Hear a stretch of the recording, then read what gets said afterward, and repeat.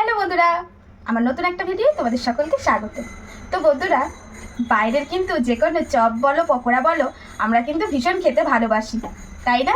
তো সেই রকম আমার ছেলেও কিন্তু ভালোবাসে, কিন্তু বাইরের খাবারটা আমরা একদম অ্যাভয়েডই করি, কিন্তু তাও মাঝে মাঝে তো খেতে ইচ্ছা করে, তাহলে কি খাবো না?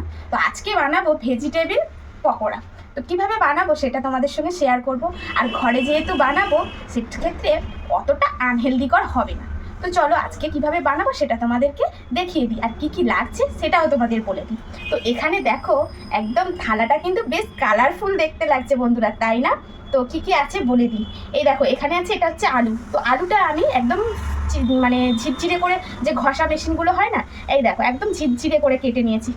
আর এখানে আছে বরবটি কড়াই, তো সেক্ষেত্রে তোমরা বিনস কড়াইও দিতে পারো। তো এটাও একদম ঝুড়ো ঝুড়ো করে যতটা পারবো ছোট ছোট করে কেটেছি। এখানে গাজরটাও ওইভাবে ঝিরঝিরে করে কেটেছি। আর এখানে আছে ক্যাপসিকাম, সেটাও ছোট ছোট করে কেটেছি। পেঁয়াজ, কাঁচা লঙ্কা, ধনে পাতা, আর এখানে আছে আদা। তো আদাটা কিন্তু আমি ঘষে নিয়েছি। তো এইগুলো দিয়েই হবে আজকে খুব টেস্টি টেস্টি পকোড়া। আর পকোড়াটা কিন্তু আমি বানাবো কোনো রকম বেসন দিয়ে না বন্ধুরা, সেটাও কিন্তু আমি ঘরেতেই হাতে বানাবো। তো এখানে দেখো, এখানে হচ্ছে, এটা হচ্ছে মুসুর ডাল। তো এখানে আছে শুধু মুসুর ডাল না, ভালো করে দেখলে তোমরা বুঝতে পারবে মুসুর ডালের সঙ্গে এখানে কিন্তু আমি অল্প করে চালও ভিজিয়ে দিয়েছি।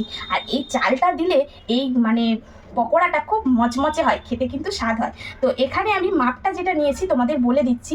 এই কাপের 1 কাপ মুসুর ডাল নিয়েছি, আর তার সঙ্গে নিয়েছি আধা কাপ মতন, এতটা মতন চাল। তো ডালের তুলনায় মানে চালটা আর্ধেকের একটু কম, তো এতটা মতন চাল, আর এটা ভর্তি করে মুসুর ডাল। তো এটাকে আমি ঘন্টা 2 ভিজিয়ে রেখে দিয়েছি। এখন এইটাকে আমি কিন্তু বেটে ফেলবো। তো এই যে এটাকে কিন্তু এখন অল্প অল্প করে নিয়ে শিলেতে বেটে নেবো। আর তোমাদের যাদের মিক্সি আছে তারা মিক্সিতে একবার ঘুরিয়ে নিলেই হবে।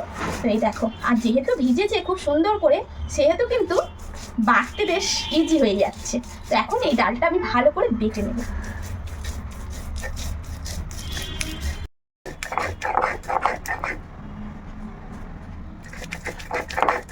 তো বন্ধুরা, একদম ডালটা দেখো বেটে নিয়েছি, সবগুলোই বাটা হয়ে গেছে।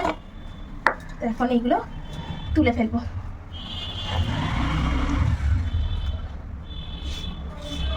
সমস্ত ডালগুলো বেটে নিয়েছি বন্ধুরা। তো এখন কিন্তু এর মধ্যে এই যা যা কেটে রেখে দিয়েছি সমস্তগুলো এর মধ্যে দিয়ে দেব। আলু, তোমরা চাইলে এর মধ্যে আরও সবজি অ্যাড করতে পারো, যেমন ফুলকপি, বাঁধাকপি। সেক্ষেত্রে ফুলকপি আর বাঁধাকপিটা একদম ঝিরিঝিরি করে কেটে একটু যদি ভাপিয়ে দাও তাহলে কিন্তু আরও ভালো হয়। তো এই যে হচ্ছে পালং শাক কুচি কুচি করে দিলে এটা কিন্তু একদম দুর্দান্ত খেতে হয়। তো এখানে আমি অনেকগুলোই সবজি দিয়েছি, যেমন গাজর দিয়েছি, বরবটি কড়াই দিয়েছি, আলু দিয়েছি, ক্যাপসিকাম, পেঁয়াজ। এবারে তোমরা তোমাদের মানে পছন্দ অনুযায়ী সমস্ত কিছু দিয়ে দিতে পারো।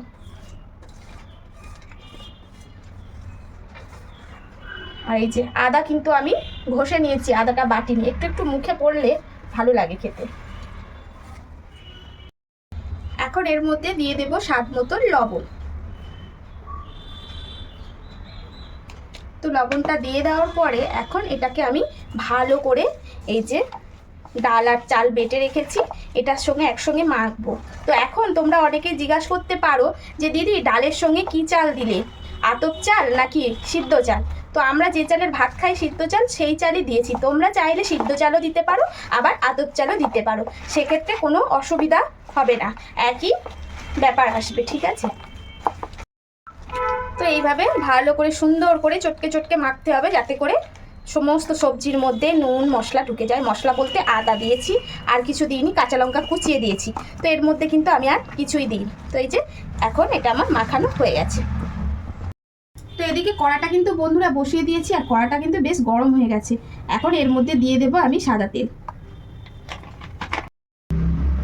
তো এই যে বন্ধুরা, এদিকে কিন্তু তেলটা বেশ গরম হয়ে গেছে, আর এখন কিন্তু এই যে সবজির বড়াগুলো আমি কিন্তু এখন ভেজে নেব। তো তোমরা যে যেমন শেপ দিতে চাও, তো আমি একটু এইভাবেই দিচ্ছি, এইভাবে।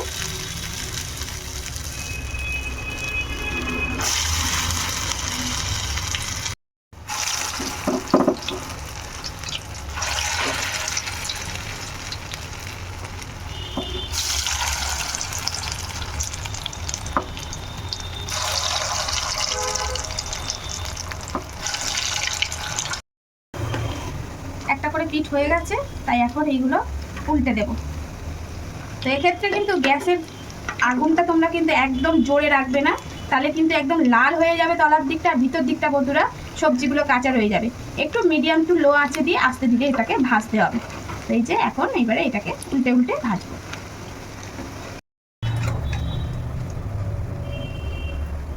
তো বেশ সবগুলো একদম লাল লাল করে ভেজে নিয়েছি, আর এই যে এখন তুলে নিচ্ছি। আর এই যে এখানে একটা টিস্যু পেতে দিয়েছি। টিস্যুটা পেতে দিলাম কারণ এই যে এক্সট্রা তেলগুলো না এই টিস্যুর মধ্যে টেনে নেবে। এই যে সবগুলো ভাজা হয়ে গেছে, তুলে নেবো একটা একটা করে। তো বাকিগুলো আবার ওই একই প্রসেসে এই যে ভেজে ফেলবো।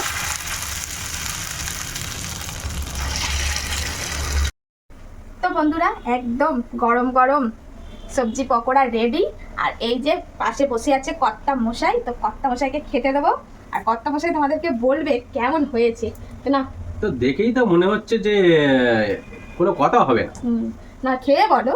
সে তো নিশ্চয়ই খাবো, তো বটেই, ভালো লাগছে করেছো যখন খাবো তো বটেই।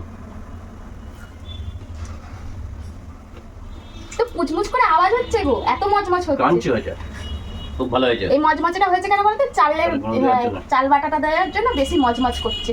তো এই এই এটা পকোড়াটা খেতে খেতে একটা কথা মনে পড়ছে। বাবা কি যে এইটা ঠিক বিকেল বেলা মানে 5:30 6টা, এই সন্ধে হবে হবে এইরকম সময় বসে বসে কর্তা গিন্নিতে ছাদের উপরে বসে সুন্দর হাওয়া বইবে আর হালকা করে রবীন্দ্রসঙ্গীত বাজবে, বুঝলে? সেই সময় এই পকোড়া আর হচ্ছে লিকার চা, আদা দিয়ে গোলমরিচ দিয়ে এটা লিকার চা, এক চুমুক করে লিকার চা খাওয়া হবে, আর হচ্ছে এই পকোড়া খাবে আর রবীন্দ্রসঙ্গীতের গান শুনবে, বুঝলে? একেবারে স্বর্গ কোথায়, স্বর্গের উপরে তুমি চলে ঠিক যেতে আছে, পারো। ঠিক আছে বাবা, এবার তুমি চুপ করো। অত অত অত ভালো ভালো কথা আর শোনা যাচ্ছে না। তো বন্ধুরা কেমন লাগলো প্লিজ লাভ লাইক শেয়ার করো, আর যারা মানে কমেন্ট করছো প্লিজ ভালো ভালো কমেন্ট করো, তাতে কি হবে আমাদেরও মনটা ভালো লাগবে, তোমাদেরকে আরো ভালো ভালো রেসিপি দিতে পারবো। আর ফলো করতে হবে, আর শুধু দেখলে হবে না। এইভাবেই তোমরা কিন্তু বাড়িতে একবার অন্তত ট্রাই করে বাড়ির লোকদের খাইয়ে দেখো, খুবই খুবই প্রশংসা পাবে আর খুবই টেস্টি লাগে। যেহেতু প্রচুর সবজি পড়েছে, এটা তো ভালো লাগবেই, তাই না? তো বন্ধুরা এইভাবে কিন্তু আমার পাশে থাকতেই হবে তোমাদেরকে, আর সবাই কিন্তু আমার ভিডিও দেখছো, প্লিজ তোমরা কিন্তু ফলো করো। তো চলো দেখা হচ্ছে নতুন কোনো ভিডিওতে। আজকের মতন আসি, টাটা, ভালো থেকো, সুস্থ থেকো।